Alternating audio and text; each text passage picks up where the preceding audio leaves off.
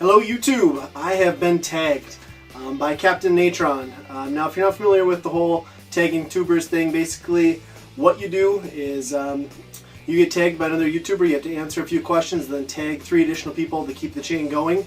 And Captain Natron tagged me in his video. If you haven't checked out his channel, I highly recommend it. It's one I've discovered more recently, but it's a great channel.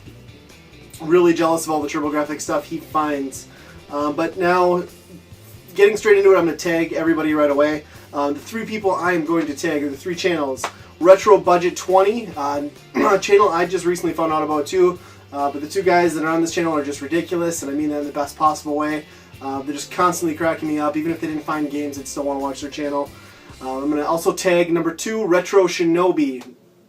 Younger guy, great collection. If you've seen any of his videos, you can see the massive wall of games behind him. It's a great collection, great channel.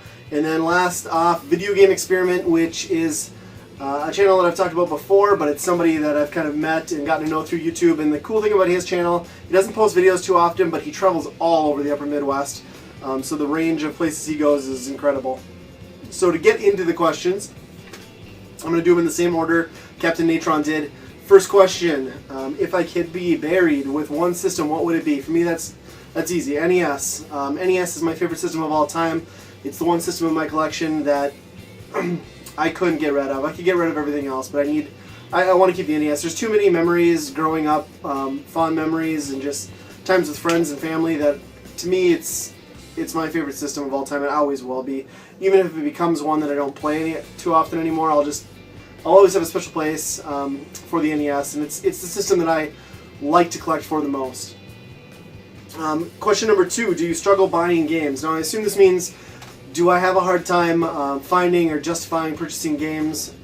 And my response to that would be yes. Recently, it has gotten more difficult to find games, in particular the retro stuff. When I started collecting a few years ago, the retro gaming scene wasn't as big and prices weren't as inflated, and it wasn't the, I guess, kind of cool thing to do.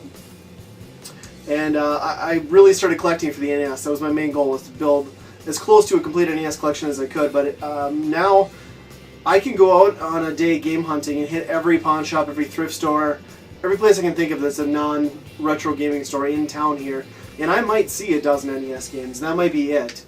And of those, it's going to be completely overpriced generic titles, and it's gotten difficult to collect for the NES, the retro stuff. I mean, I can always find deals on newer stuff and like clearance finds, but what I'm really always after was the NES stuff, and it's gotten difficult. Yeah, it is getting harder.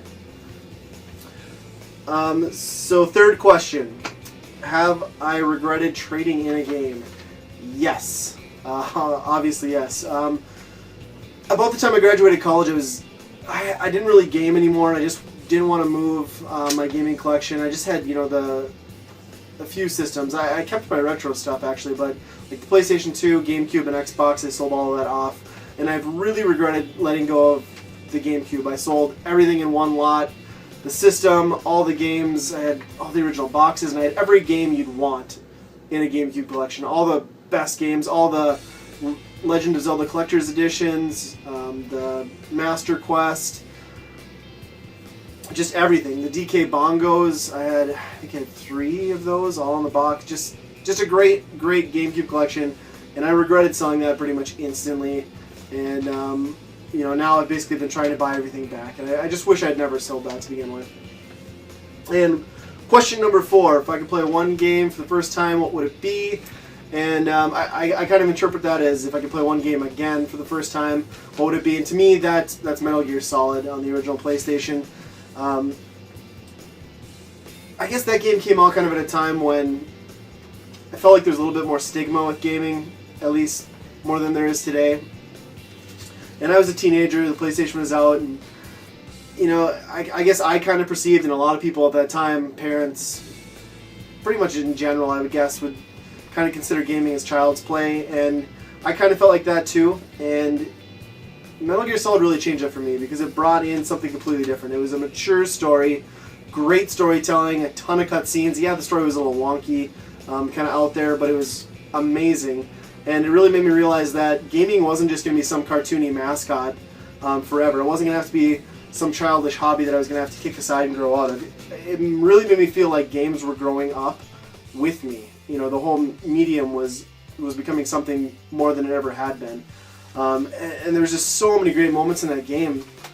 You know, the whole stealth mechanic, when a lot of games up to that point, pretty much every game, action game, was, you know, run and gun, you kill everything on the screen. And then you've got, again, the amazing story, the hours of cutscenes, multiple endings, not that that's, I guess, unique to that. And then just some of the crazy stuff, like finding the codec frequency on the back of the game case. That amazing battle with Psycho Mantis when you realize that he's interpreting your thoughts, so what do you have to do? Spoiler alert, I guess, if you haven't played that game in the last 15 years. You pull it out, you put it in a slot 2. I mean, unbelievable. Just so cool. And he'd vibrate the controller for you to show off his psychic powers. You know, you got Raven. The Raven battle was great. Just, I don't know, everything about that game was amazing, and it just really opened up my eyes to where gaming was going. And it made me realize that it was something I could continue with, and it was going to keep growing with me. And I didn't have to feel like I was embarrassed about it. And it was a game that I always showed off to my friends to get them into the PlayStation. And showed my parents, and my dad actually thought it was going to train me to kill people. But I guess that's a very parent answer. Probably one I'll have for my kids at some point. But yeah, Metal Gear Solid, all the way. I wish I could play it again for the first time. Amazing game. But that is it. Those are my answers. If you've been tagged, go ahead and make a response video. Tag some more people. Keep this thing going. I'm looking forward to seeing the response videos from you guys. Talk to you all next time.